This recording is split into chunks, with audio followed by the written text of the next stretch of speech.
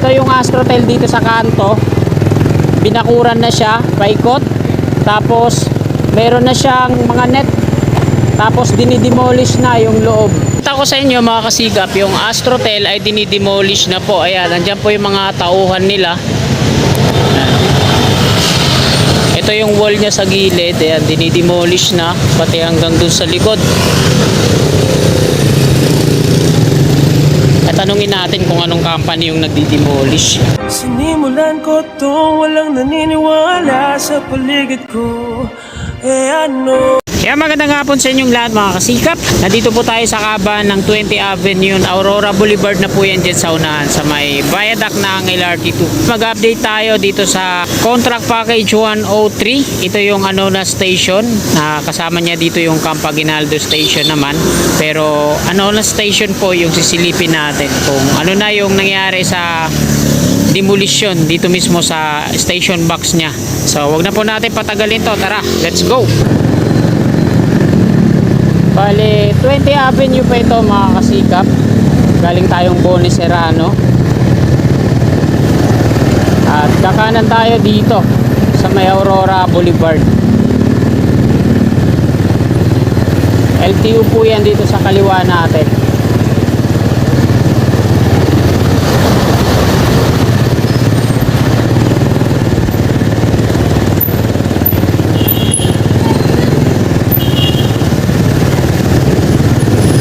Pakaliwa patungong Santa Mesa po yan.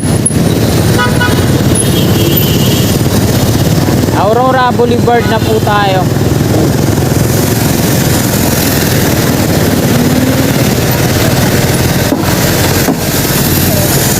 Bali pag natapos na yung subway dito, ito yung mga kalapit niyang mga universidad. Ito yung TIP at WCC naman sa unahan.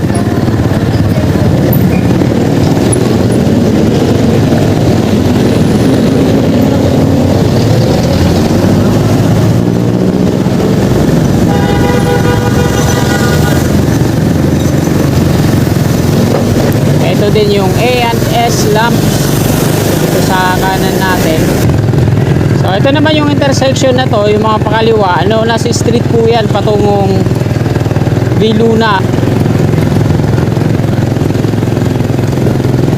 So pansinin natin dito sa kanan, ayan, sana nakikita nyo, no? Ito yung Astrotel. Tingnan nyo mga kasika po. Ayan, ito yung Astrotel dito sa kanto. Binakuran na siya, paikot. Tapos meron na siyang ano, mga net. Tapos dinidemolish na yung loob. Ayan. So, nandito po tayo sa may Anona Station ng LRT2. Ito yung footbridge na nakikita din natin sa plano. So ito yung station box mula dito sa Aurora Boulevard. Ito yung building na to. Katabi niya yung Astrotel. So ipakita ko sa inyo mga kasigap, yung Astrotel ay dinidemolish na po. Ayan, nandiyan po yung mga tauhan nila. Ito yung wall niya sa gilid. Ayan, dinidemolish na pati hanggang dun sa likod. At tanungin natin kung anong company yung nagdi-demolish.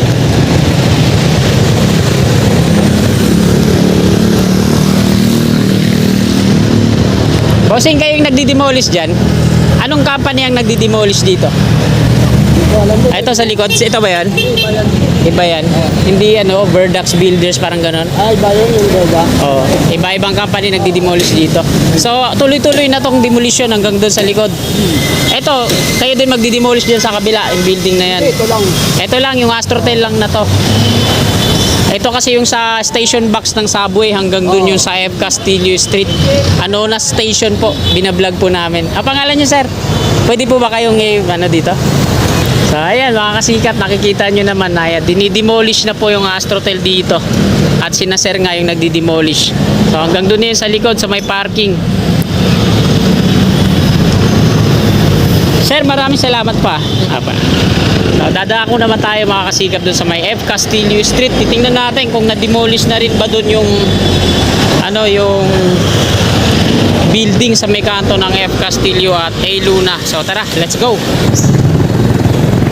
Dito sa kanan, wala nang laman loob yan. Yung wall na lang dito sa harap yung nakikita nating buo. Ito yung parking sa kanan natin, yung mga sasakyan na yan. halos wala naman ng ay binidemolish na rin doon, ano.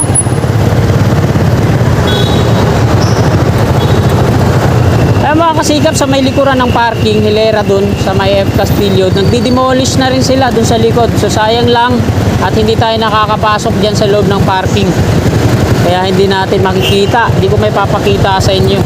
May mga nakikita na rin ako doon sa bubungan, nagtitibag ng ano, pader. So mukhang magtutuloy-tuloy na itong progreso ng contract package 103. Ito yung Anonas Station. So, tingnan natin dito sa likod sa may F. Castillo corner A. Luna, baka mamaya nag-uumpisa na rin, no? Tinitibag na yung building sa may kanto. Ayan, kakanan na po tayo dito. F. Castillo Street na po ito.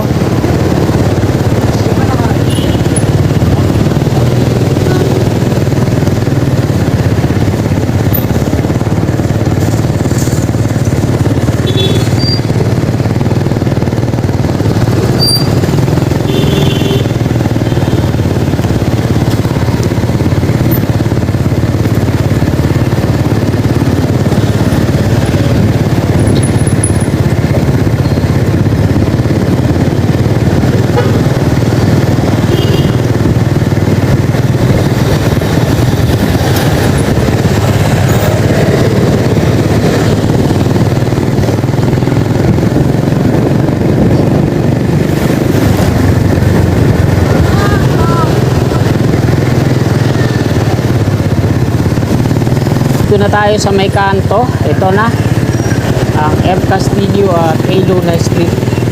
So same pa din siya sa dati nating update. Ganun pa rin.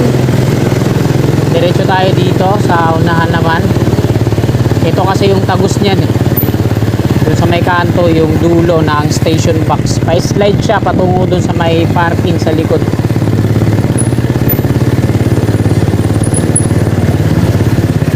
So dito naman, so, same pa din sa last update natin, ano.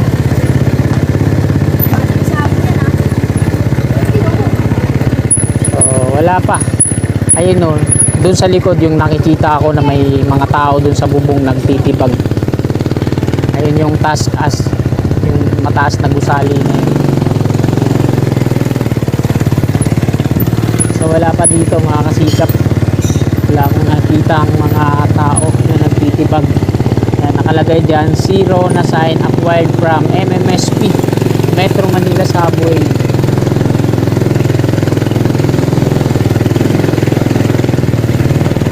Dito sa kanan natin yung nababakuran na to ng mga kulay asul. Ayan yung titibagin lahat patungo dun sa may kanto sa dulo.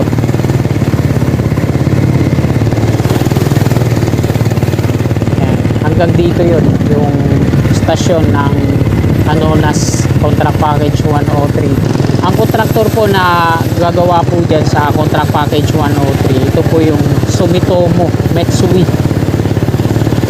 mga Japanese na kontraktor.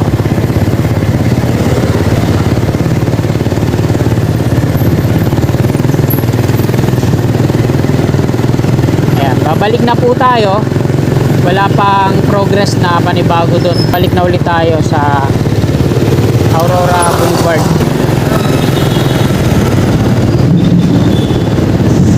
At ayan mga kasikap, nandito na ulit tayo sa Aurora Boulevard. Ito po yung westbound patungong Santa Mesa. Pakita ko ulit sa inyo yung stasyon ng LRT2 po yun, Anonas Station, at katabi niya lang ang magiging stasyon na Metro Manila Subway. Ito naman yung Anonas Station din, no?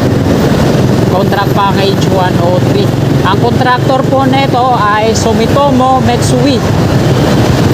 Ayan. So dyan po ang umpisa niyan, station box, yung building na yan, katabi niya yung Astrotel. So yung Astrotel ngayon ay dinidemolish. Ayan, andyan yung mga workers. Hindi sinabi ng nagdi-demolish na nakausap natin kung ano yung company nila. So, hindi naman tayo mangungulit syempre. Dinidemolish na pala yan.